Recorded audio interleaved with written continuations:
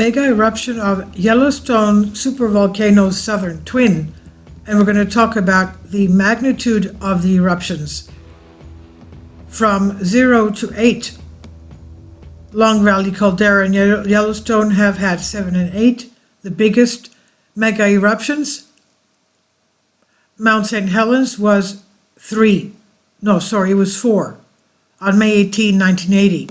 Now, North America is not the only continent that experiences supercolossal volcanic eruptions in the recent geological past. We have about 21 supervolcanoes across the world.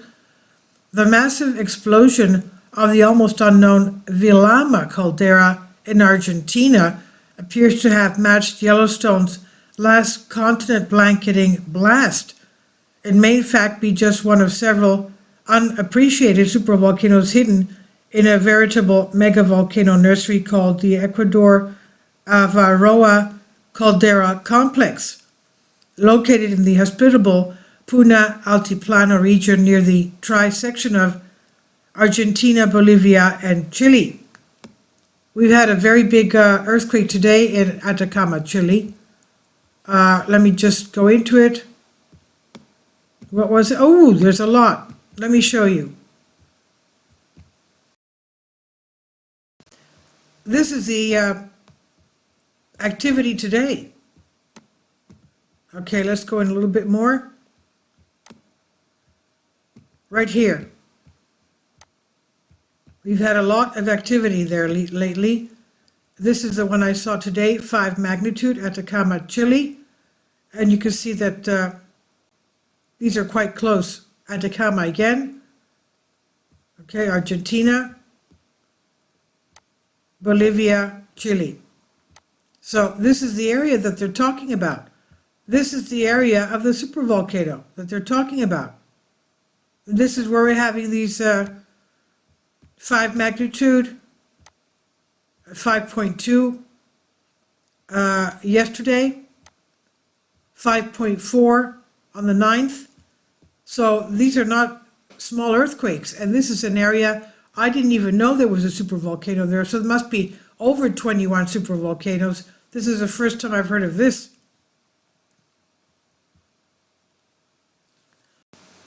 So this is the area that we're just now talking about, the trisection, Argentina, Bolivia, Chile, ATACAMA, Chile, and we've had quite big earthquakes there these past few days, around 5 magnitude. What's happening there?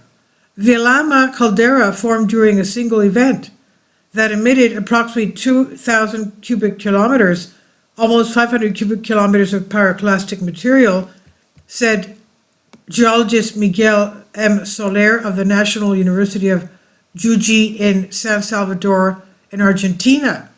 The volume of ash and pyroclastic material called ignimbrites produced by the 8.4 million-year-old eruption and the size of the associated caldera put it among the world's largest known eruptions, he said.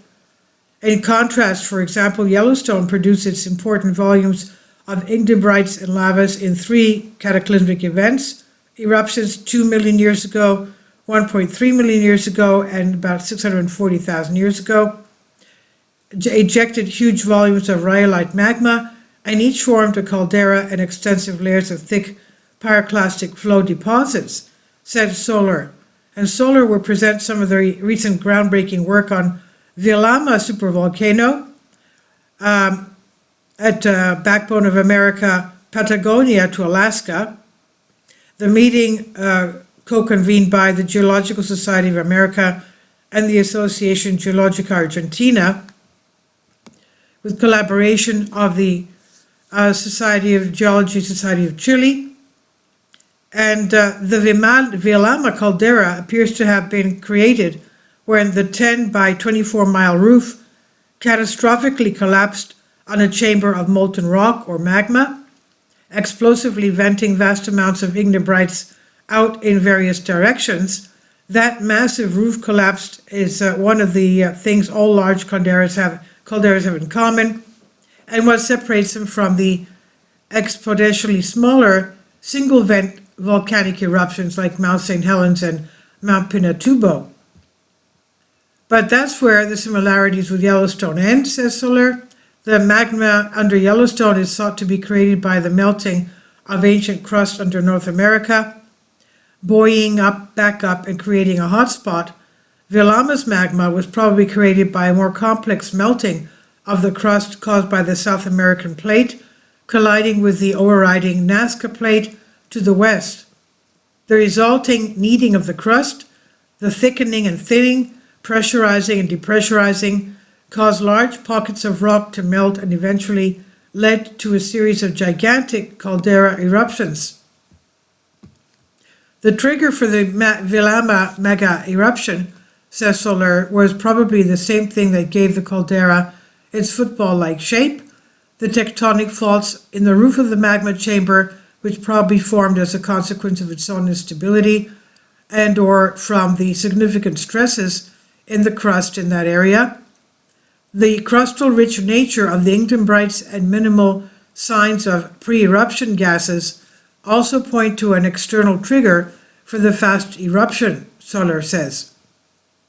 Much remains unknown about the Vilama caldera, largely because it's a terribly difficult caldera to study, unlike Yellowstone, which has the Yellowstone River cutting through it and exposing the layers of the volcanic rock, called stratigraphy, for easy reading by geologists. Vilama is in one of the driest places on Earth, the Atacama Desert, as we said before. There is not much topographic relief to permit viewing of any complete columns of stratigraphy.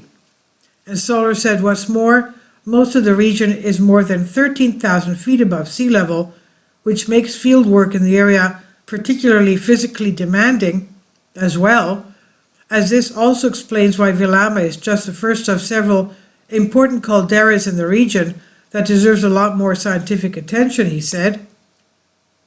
Among the other calderas in the region that need to be studied in detail, and which in all cases are also certainly supervolcanoes, are Cerro Guaca, Curoto, Pastos Grandes, and Capina, he said.